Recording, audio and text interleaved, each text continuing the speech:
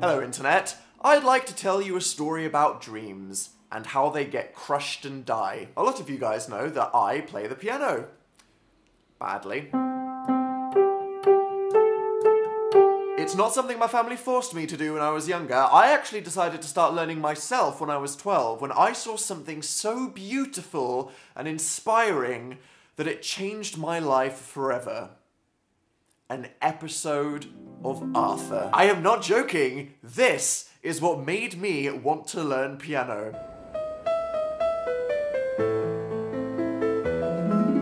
I was just so genuinely moved by Arthur the Aardvark playing Für Elise and thought he was so damn cool, which, you know, obviously he is, and just wanted to be like him that I asked my mum if I could have piano lessons. Now, my family couldn't afford to buy a proper piano or anything generally, so I had to wait several months until Christmas when I got this shitty keyboard. You know, the one that they had in all the schools that does the AJ and the come on and the yeah. I spent the first few months pretty much just making sex noises. But then it was finally time to get lessons and fulfill my dream of becoming an aardvark. I spent weeks saving up money by doing jobs for my family and my neighbours and found there was a piano teacher on my street. A little old lady who had been a tutor for about 50 years. Now, you may be wondering why I made out like this was a bad story and why this all sounds quite past tense. After all, if I started learning 12 years ago, surely I'm some incredible pianist by now.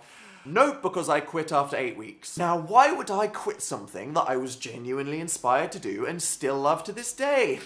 Easy. My piano teacher was an evil fucking monster who crushed my spirit like an elephant trampling on a sweet, innocent flower. Take it easy. What first appeared to be a kind grandma teaching children the joys of music turned out to be a sadistic witch passing the time until her lonely death by shredding children's aspirations to pieces. This is an accurate recreation of the first time we met. I'm gonna learn the piano and then I'll be cool and finally have friends. Sit. Hi, my name is... Speak when spoken to. You want to play the piano, do you? Yes?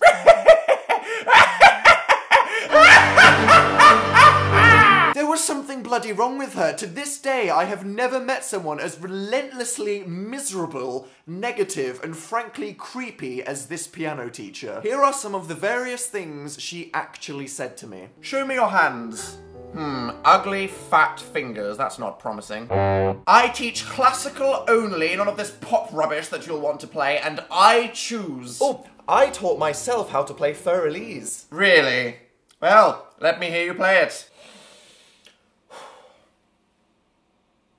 Stop! Awful. I don't know if it's possible to unlearn that, frankly. But it's my favourite song. I'd love to learn to play it properly. It's a terrible song. I hate it. It is easily the worst thing Beethoven ever composed. Piano's still fun. Fun, not afraid or crying at night.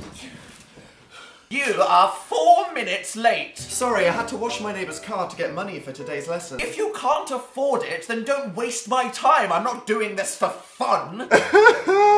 Literally, exact quotes that have stuck with me for over a decade. I wonder why. She was the guy from Whiplash, except I had no talent to refine. Any aspect that I might have thought would be fun about learning an instrument just turned into something that I was doing wrong. And to be honest, learning to read sheet music just felt like another piece of homework that I had to do after school. I'd actually do maths homework to procrastinate from practicing piano out of fear. That's heavy. Now I bet you're thinking, alright Dan, where's this going? Is she gonna redeem herself with a tragic backstory? Or maybe you'll both rescue a cat out of a tree together and become best friends? Nope, no idea. She was just a total dick. I hope you're somebody that laughs at other people's misfortunes and you're not just sat there with a sad face already, because this is just gonna keep going downhill. The moment she completely lost me though was when she went to the bathroom once in a lesson and I used the opportunity to snoop around her house, obviously, looking for some kind of proof that she was a supervillain or alien. Your son was killed by a falling piano. No, you were married to a piano, but then he died. No, you wanted to be a piano, but you were born in a human body. And decided to open her fridge, because, you know, obviously that's where everybody keeps their secrets. And I shit you not, this was by far the weirdest thing in this whole ordeal. Her entire fridge was filled with meat. Just meat. No vegetables, no milk, no condiments of any kind, just individual bits of meat in boxes. Nope. In hindsight, she could have totally been a cannibal or something. I have no idea why I didn't mention this to anyone. For 2 months, twice a week, I was subjected to her abuse in the terrifying dusty meat cave and paying for it myself until one day I had a profound realization. Wait a minute. If I saved my money, I could have bought a PS2 by now. Fuck this. And I just didn't turn up to the lesson. I went home, watched an episode of Arthur with a bag of crisps, and didn't do my math homework either. No related reason, I just didn't like my maths teacher. Shut up, okay? Right, today, lads, we're going to be talking about surge. I felt like I finally beat this cycle of manipulative behavior, and the joy was beginning to return to my life when suddenly, like the climax of a really weird movie, she turned up outside my house. Hello! I never considered that she'd come to me. I didn't know this bat could walk. I just assumed that she grew out of the floor by her piano like some weird fungus. I realised that if I ever wanted to get even with her, now was the chance. I was home alone, just me and the teacher with no one around to see what I do. So you know what I did? I hid. I ran upstairs and literally cowered under the bed.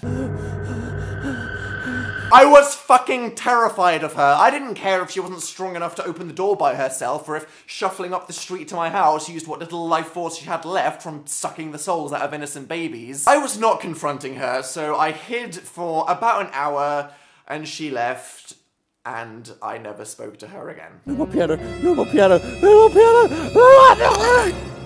Whatever. I told my parents she'd moved to Scotland or something, and I decided that instead I would spend my money on something that would make me happy, a pet hamster. And we all know how well that worked out, don't we? Oh, rest in peace, Suki. Jesus, I had a traumatizing childhood, didn't I? And there we go, my parents never found out why I stopped my lessons, I didn't speak to the evil piano teacher ever again, and I didn't get round to learning how to read sheet music or improving in any way, so now I just learn songs that I like by ear and play them really badly.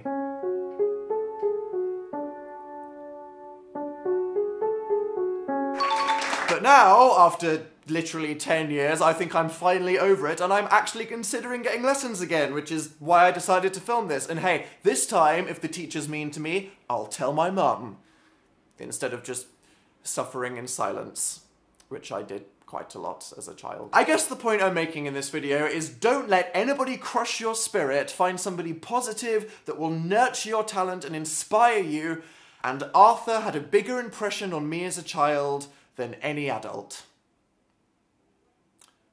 The end. Well, that was really like a public therapy session, wasn't it? Who am I kidding? That's this entire channel, isn't it? Leave a comment down below this post telling me any stories that you might have about any insane or maybe inspiring teachers that have a more just ending than mine, hopefully, and I will read those later. Thanks. If you want more slightly too personal stories from somebody less functional than yourself, then you can click here to subscribe to my channel, and make sure you ding that bell to get notifications when I upload. Also, make sure you check out the videos that I am uploading to my side channel each week, which are hour-long live streams where I have deep, philosophical, intimate conversations about things which you might enjoy if you want to see another side of me. And yeah, Arthur is fairy propaganda designed to brainwash our children, and that is all. Bye.